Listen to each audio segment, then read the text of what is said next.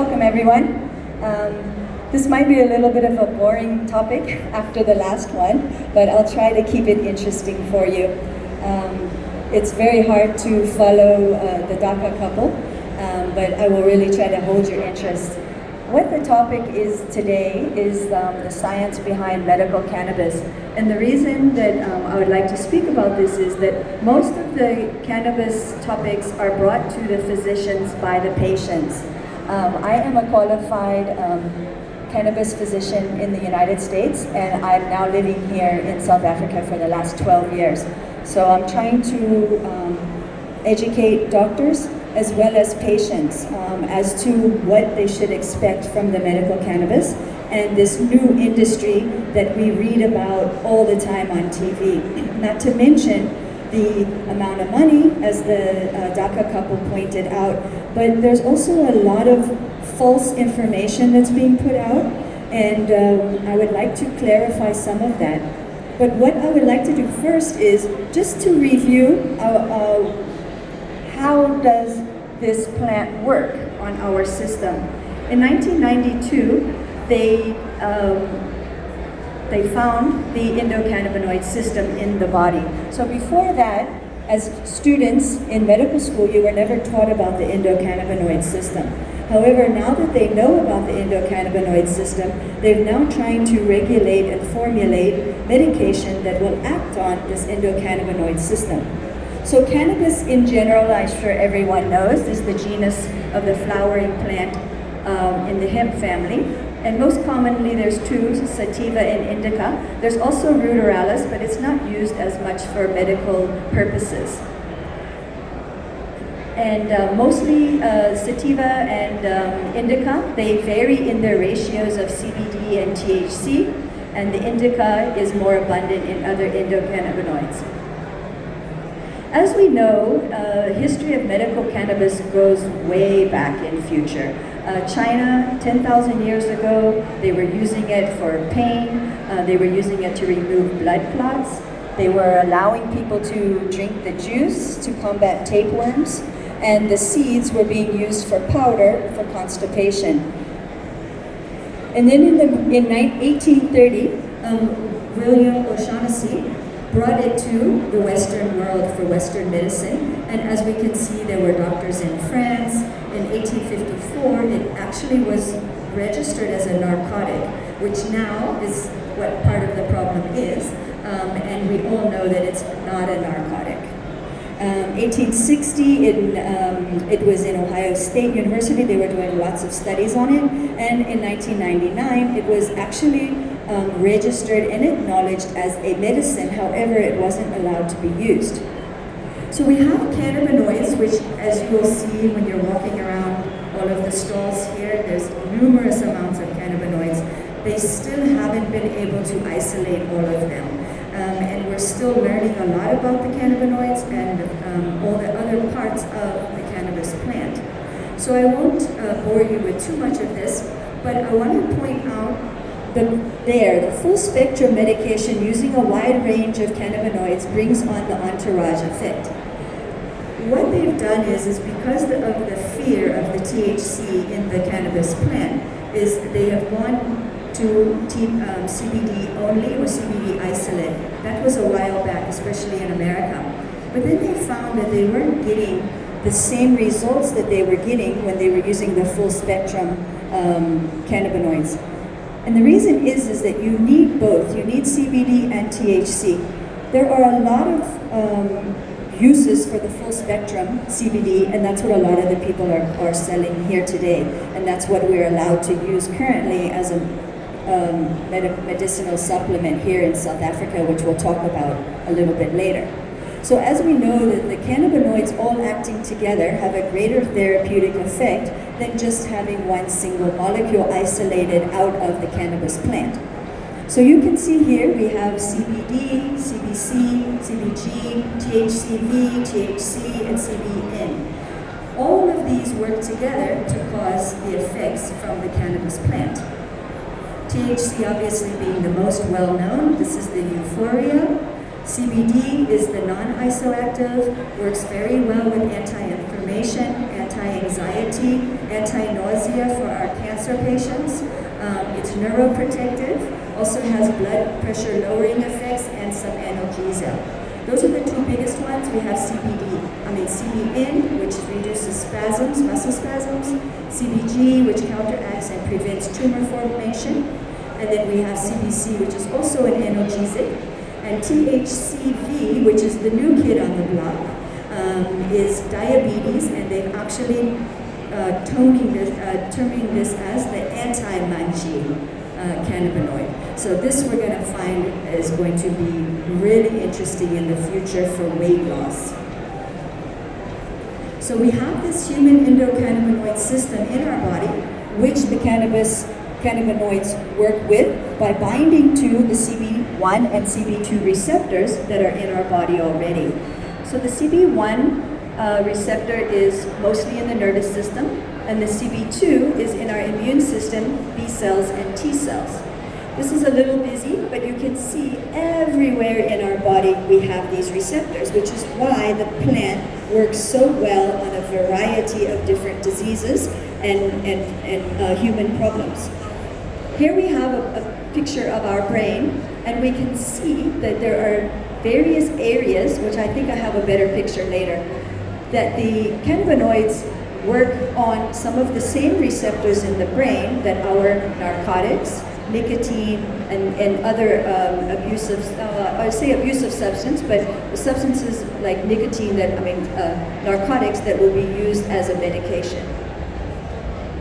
This one here, you can see there at the very top, opioids, cocaine, cannabinoids, psychedelics, and ketamine are all at the same receptor in our brain. And at the bottom we have opioids, ethanol, barbiturates, benzodiazepines, and nicotine, which is also the same receptor that the cannabinoids work on, which is why we can actually wean people off of the morphine and the narcotics that they're taking, because we can substitute it with something that's acting at the same receptor.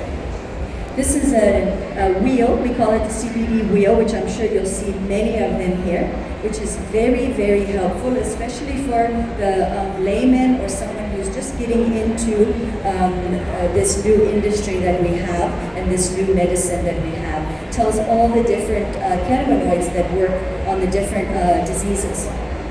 So what we like to do as physicians is we need to optimize the clinical effects of the medical cannabis. So we need the method of the administration. We can use it as oils, tinctures, creams, vaporizers, or smoking. Smoking is perfectly a good way as well of introducing the medicine into your body. We need to know what dose and what disease the patient has so that we can make the dose what that disease needs. They are specific for each other. That is if you're actually talking about cannabis as being a medicine. I really feel that we are in the infancy stage of this now, and there are some benefits of CBD, the full spectrum CBD, as even a health supplement or even an antioxidant, and several different uses of it, maybe not all medicinal. So we really need to clarify when we're talking about medicine. As the DACA couple stated earlier, when you're talking about a medicine, you're at a very high regulations and very specific doses that you need to be giving your patient. What frequency are we going to need for the patient? We have tablets. What they can do is they can take a tablet twice a day and then maybe do vaping in between if they have breakthrough pain, or maybe they can wait until night and then they can smoke before they go to bed. That way they'll have a nice restful sleep. So we do have various ways of administering the medication. And then we look at the CBD and the THC ratio for that particular disease.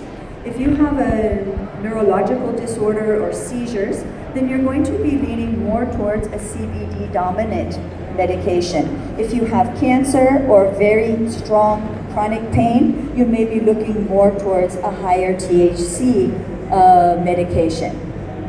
Now, smoking cannabis, I'm a doctor. I think you should really only put oxygen or in your lungs. However, it's something new, and I think you have to look at the quality of life of the patient. If you have a patient who is in severe pain or chronic cancer, and the only thing that is allowing this patient to function every day is by smoking, then let the patient smoke. There has been no connection between smoking cannabis and lung cancer. I also was at the Cannatech in Cape Town, and there were numerous physicians there lecturing from Israel, the United States, all over, and they said in their data that they have been looking at and their research that there has been no connection with lung cancer and smoking cannabis. So that's good. There's no precancerous changes in the cells. The only thing that they have found is it does increase mucus production in the lungs. So the good thing about smoking cannabis is that the effect is instant. So as soon as you smoke, you feel the effect. It doesn't last as long. It may last 2 to 4 hours, as opposed to if you had a tablet, it might work 12 hours. Or a tincture under the tongue, which may last 4 to 6 hours. So smoking as a physician, I'm really changing my attitude a bit than I was 2 years ago when I really started looking at medicine cannabis as medicine. But what our goal of the medical cannabis treatment is, obviously you need to function. You need to go to work, you need to drive, you need to function in your every day-to-day activities. So we need to minimize that euphoria if you need to go to work. However, if you're sitting at home and you have end-stage cancer, then maybe a little bit of euphoria may be what that patient needs. So we need to look at our patient and what the needs of our patient, what the needs are in order to know what to prescribe or suggest our patients start taking. We obviously try to reduce the other medications that they're on, but I have to admit I'm not one to stop other medications until I am sure that the patient has been compliant in taking the cannabis, and then we would consider slowly reducing some of the other medications, like tramadol or some of the narcotics that patients are taking, maybe Lyrica. Patients really don't like taking Lyrica, it causes them to gain weight, and some very sleepy. And then we look at the specific ratio of the CBD and the THC ratios for the specific disease that the patient is having. So now, we want to look at some of the diseases. And I can stand up here and tell you that hardly any of these have been proven with research, their effect. However, I disagree with that. I think that the research still hasn't had enough time to be done, because if you have patients that start taking the cannabis as medication, you will see instantly that it's working. And it's not a placebo, because these patients normally have been on all the medications that there are to give them, and they still are miserable. So I feel that as we start legalizing or decriminalizing the cannabis, and we allow people to start openly doing research, and the children that are being treated with CBD for their ADHD or their epilepsy, the parents are open and they're not worried that someone's going to come and take their child away, like the two that were taken away from the mother. So once we are allowed to do these research, then I think that we will also see that there is really good firm data to show that the medical cannabis is beneficial. So we use it mostly on chronic pain, HIV, peripheral neuropathy, fibromyalgia, seizures, ADHD. Actually, I'm sure everyone knows the first approved medication was actually for seizures, but it's such a rare seizure disorder that there's such a small amount of people that are able to even qualify for it. It's amazing that it was passed, but it's baby steps. We have to allow certain things to be passed so that we can allow other things to be passed. cancer, multiple sclerosis, palliative care, and glaucoma. So basically chronic pain, lots of studies have been done on chronic pain. Some of the biggest users of medical cannabis are patients over the age of 75 with multiple chronic pain. Because chronic pain is a multimodal mechanism of pain. The patient has pain, then because they have pain, they can't do what they want to do, then they get depressed, and then because they're depressed, they can't do what they want to do, and then they get inactive, and then their pain gets worse. So it's the cycle. So what we like to do, and what the medical cannabis does, is it breaks the cycle. You start feeling better with a little bit of the medical cannabis, and then you start having more motivation to do what you need to do, and then your pain is less, and then you can exercise, and then you can lose weight, and then after a while, you feel so much better. So it's multimodal, and that's why it's such a good medication, and then you don't have to take 9 or 10 different medications. And what it does is it decreases the hyperalgia and the allodynia of the chronic pain that the patients have. And there's neurochemical changes that happen, and some of them, it's an anti-inflammatory response and also an antidepressant response. So that's why it works so well in the chronic pain. HIV, it helps with nausea.